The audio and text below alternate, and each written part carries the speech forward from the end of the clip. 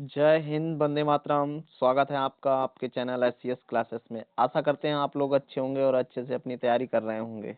लगातार हम previous year 2025 के जो पेपर हो चुके हैं उनके लगातार प्रश्नों को करा रहे हैं, जो आपके 2026 में होने वाली परीक्षा है उसके लिए बहुत ही लाभदायक होगी। आप अगर चैनल से ना जुड़े हो तो जुड़ जाएं, और चैनल को सब्सक्राइब ना किया हो तो चैनल को सब्सक्राइब जरूर कर लें। देखिए, इस प्रश्नों की श्रृंखला को शुरुआत करते हैं। आज हम लेकर आए हैं जीके और जीएस के जो प्रश्न हैं, उन प्रश्नों को लेकर आए हैं। टोटल 20 प्रश्न होंगे, और इन 20 प्रश्नों में से आप लोग कितने प्रश्न करते हैं कमेंट में अवश्य बताइएगा। स्कोर आपका 20 आउट ऑफ 20 में से कितना रह रहा है, अपना लेवल जरूर जांचिएगा। चलिए शुरुआत करते हैं, पहले प्रश्न की ओर चलते हैं। देखिए, ये जो पेपर हुआ था हमारा, इसकी जो एग्जाम डेट थी वो 25/2/2025 को हुआ था। पहली शिफ्ट 9 बजे से जो 10 बजे तक होती है उसमें हुआ था। और इसमें जो जीके के 20 प्रश्नों को हम हल कराएंगे, और आप देखते हैं कितने प्रश्न कर पाते हैं। इसके लिए शुरुआत करते हैं, और हाँ, कमेंट में बताइएगा कि प्रश्न कैसे थे, आपने कितने प्रश्न ठीक किए हैं। चलिए देर न करते हुए प्रश्नों की ओर चलते हैं। पहला प्रश्न आ चुका है हमारा। पहला प्रश्न क्या पूछा है? तुरा किस पहाड़ी पर स्थित है जो हल्के अत्यंत आर्द्र कृषि जलवायु क्षेत्र के अंतर्गत आता है? तो ये जो तुरा है जो हल्के आर्द्र अत्यंत आर्द्र कृषि जलवायु क्षेत्र के अंतर्गत आता है, ये गारो पहाड़ी पर आता है। तो ये इसका ठीक आंसर क्या हो जाएगा? ऑप्शन नंबर 4, गारो पहाड़ी। ठीक है, चलिए अगले प्रश्न की ओर चलते हैं। प्रश्न नंबर 2, प्रश्न नंबर 2 की ओर चलते हैं। प्रश्न नंबर 2 क्या पूछ रहा है? देखिए, अनुशीलन समिति एवं युगांतर किस प्रकार की गतिविधियों से संबंधित थे? प्रश्न पूछा है, ये अनुशीलन समिति और युगांतर जो थे वो किस प्रकार की गतिविधियां करा करते थे, उनका संबंध किस प्रकार की गतिविधियों से था? तो ये जो गतिविधियां थी ये क्रांतिकारी गतिविधियों से संबंधित थे, क्योंकि उस समय जब क्रांतिकारी गतिविधियां चल रही थी तभी अनुशीलन समिति और युगांतर नामक ये इनका जो संबंध था वो क्रांतिकारी गतिविधियों से हुआ था। ठीक, चलते हैं अगले प्रश्न की ओर। प्रश्न नंबर 3, प्रश्न नंबर 3 में दोस्तों देखिए क्या आया है हमारा, निम्नलिखित में से क्या 9वीं पंचवर्षीय योजना का विषय था? देखिए, पंचवर्षीय योजना एक महत्वपूर्ण टॉपिक है जो आपके एसएससी जीडी में बहुत ही प्रश्न इससे आना ही है। 1 से 2 प्रश्न जरूर पूछे गए थे 2025 की शिफ्ट में। तो हो सकता है 2026 की शिफ्ट में जो प्रश्न आए 2026 के पेपरों में, उनमें भी इससे रिलेटेड प्रश्न पूछ सकता है। तो 9वीं पंचवर्षीय के योजना का विषय क्या था? सामाजिक न्याय एवं समानता के साथ विकास। तो ऑप्शन नंबर 3 वाला बिल्कुल ठीक हो जाएगा। अगले प्रश्न की ओर चलते हैं। नेक्स्ट प्रश्न देखिए हमारा क्या पूछ रहा है। चौथा प्रश्न, कि राज्य की विधानसभा परिषद की अधिकतम सदस्य संख्या राज्य विधानसभा की कुल सदस्य संख्या की डैश निर्धारित की गई है? कितनी निर्धारित की गई है? 1/4, 1/3, 1/5 या 1/2? तो इसका ठीक आंसर हो जाएगा 1/3। चलिए अगले प्रश्न की ओर चलते हैं। प्रश्न नंबर 5, देखिए करंट अफेयर से संबंधित प्रश्न है। आपको इसी तरह के करंट अफेयर्स जो होते हैं 2025 में आया हुआ करंट अफेयर है उसको याद करना होगा, उसी से रिलेटेड प्रश्न आएंगे। देखिए क्या पूछ रहा है। अंतर्राष्ट्रीय स्तर पर प्रशंसित भरतनाट्यम नृत्यांगना पद्मा सुब्रमण्यम को 2024 में निम्नलिखित में से किस पुरस्कार से सम्मानित किया गया था?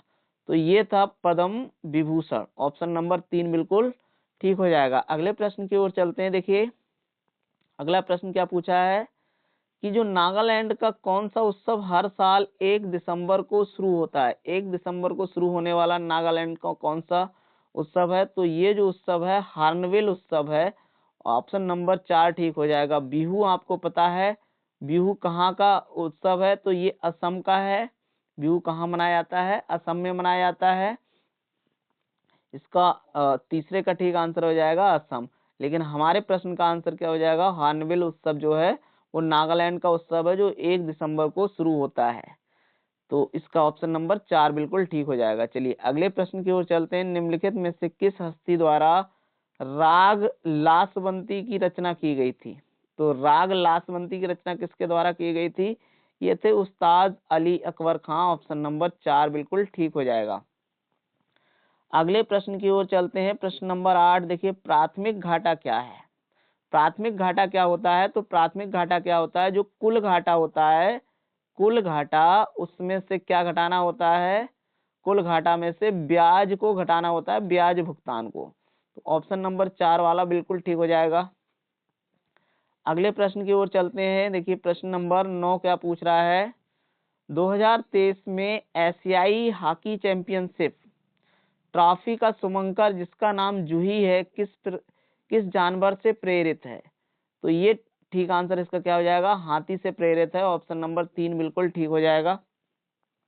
अगले प्रश्न की ओर चलते हैं। प्रश्न नंबर देखिए 10 पूछ रहा है हमारा।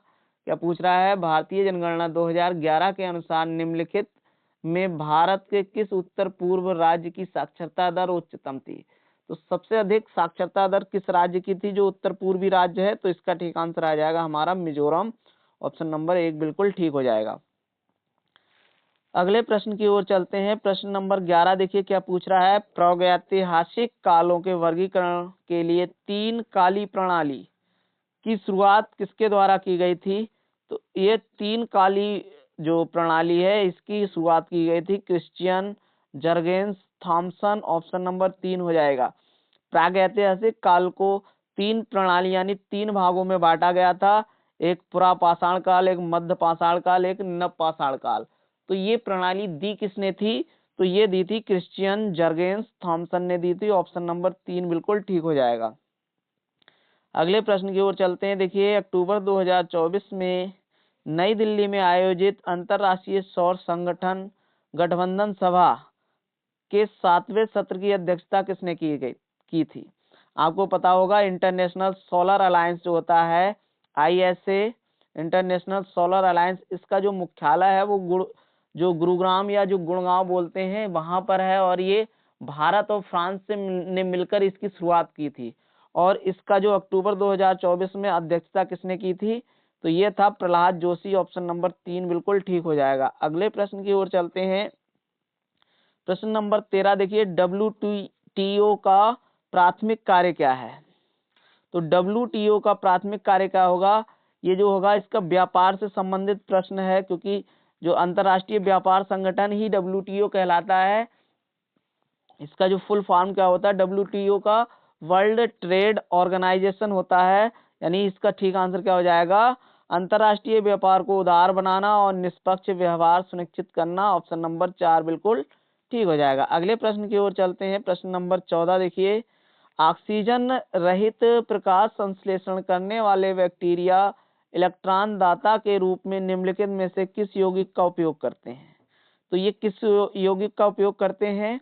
ऑक्सीजन रहित प्रकाश संश्लेषण करने वाले बैक्टीरिया जो एनारोबिक रेस्पायरेशन होता है, यानी बिना ऑक्सीजन के जो ऑक्सीकरण होता है या जिसे हम प्रकाश संश्लेषण कहते हैं, वो बैक्टीरिया इलेक्ट्रॉन दाता के रूप में किस यौगिक का उपयोग करते हैं? ये हाइड्रोजन सल्फाइड होता है, H2S, इसका उपयोग करते हैं। ऑप्शन नंबर 3 बिल्कुल ठीक हो जाएगा।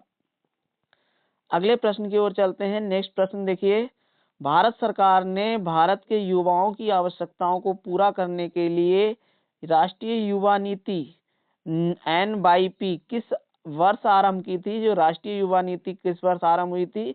2014 में आरंभ की गई। तो ऑप्शन नंबर कौन सा ठीक हो जाएगा? हमारा पहला वाला ठीक हो जाएगा, ऑप्शन नंबर 1, क्योंकि यहीं से मोदी सरकार की स्थापना हुई थी और उन्हीं ने ये शुरुआत की थी। चलिए आगे चलते हैं। अगला प्रश्न हमारा 16 नंबर प्रश्न क्या पूछ रहा है? 16 नंबर प्रश्न में हमसे पूछ रहा है, भारत सरकार अधिनियम 1935 ने संघ और प्रांतों के बीच शक्तियों के विभाजन की कितनी सूचियों का प्रावधान किया है? तो इसका ठीक आंसर क्या हो जाएगा? ऑप्शन नंबर 4 हो जाएगा, 3 सूचियों का प्रावधान किया है। चलिए आगे प्रश्न की ओर चलते हैं। प्रश्न नंबर 17 में देखिए, YS जगन मोहन रेड्डी जिन्होंने 2024 में अपना मुख्यमंत्री पद खो दिया, सितंबर 2024 तक प्राप्त जानकारी के अनुसार निम्नलिखित में से किस पार्टी से संबंधित थे? तो ये जगन मोहन रेड्डी का संबंध किस पार्टी से था? तो ये था YSRCP, जिसे पूरा नाम क्या है? युवजन श्रमिक Rythu Congress party. Option number 3 ठीक हो जाएगा। अगले प्रश्न की ओर चलते हैं। नेक्स्ट प्रश्न देखिए, क्या है? क्वथन और वाष्पीकरण। क्वथन और वाष्पीकरण डैश और डैश परिघटनाएं हैं। क्या हैं? स्थूल और सतही। तो ऑप्शन नंबर 2 हो जाएगा। यानी जो क्वथन होता है, यानी जो बॉइलिंग होता है वो स्थूल होता है, और जो वाष्पीकरण है वो सतह पर होता है। तो ये ऑप्शन नंबर 2 बिल्कुल ठीक हो जाएगा। अगले प्रश्न की ओर चलते हैं। प्रश्न नंबर 19 क्या पूछ रहा है? रास लीला राधा और कृष्ण के आध्यात्मिक और शाश्वत प्रेम पर आधारित किस शास्त्रीय नृत्य का प्रतीक है? तो ये किसका है? ये मणिपुरी। ऑप्शन नंबर 2 बिल्कुल ठीक हो जाएगा। क्लास का लास्ट प्रश्न देखिए। लास्ट प्रश्न क्या पूछ रहा है, ये आपको क्लास कैसी लगी ये भी जरूर बताइएगा। चलिए देखिए लास्ट प्रश्न। अंतर्राष्ट्रीय महिला दिवस 2023 के उपलक्ष्य में खेलो इंडिया 10 का दम खेलो इंडिया 10 का दम टूर्नामेंट कितने शहरों में आयोजित किया गया था? तो ये किया गया था 10 शहरों में। खेलो इंडिया 10 का दम 10 शहरों में आयोजित किया गया था। तो ऑप्शन नंबर 2 ठीक हो जाएगा। कमेंट में अवश्य बताइएगा कितने प्रश्न आपके ठीक हुए, और कोई फीडबैक या सजेशन हो वो भी बताइएगा। धन्यवाद। जय हिंद, जय भारत।